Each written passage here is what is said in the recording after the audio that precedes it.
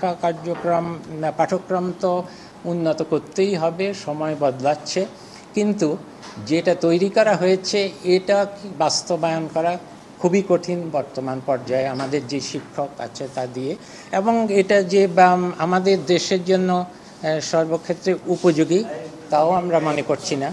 তিনি জানান, নতুন শিক্ষাক্রম বাস্তবায়ন করা কঠিন।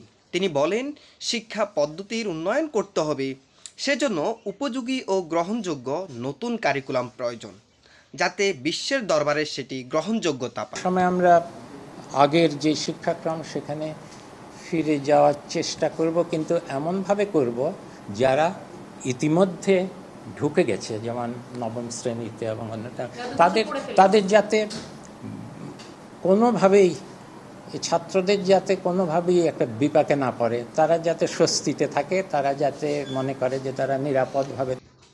তিনি বলেন, বর্তমান শিক্ষার্থীদের কথা বিবেচনা করে আগের কারিকুলামে আমরা ফিরে যাব, তবে সেক্ষেত্রে এই কারিকুলামে ঢুকে পড়া শিক্ষার্থীদের যাতে কোনো ক্ষতি না হয়, সেক্ষেত্রে তার সাথে সম্পৃক্ততা রেখে তা পরিবর্তন করা হবে বলে তিনি জানান।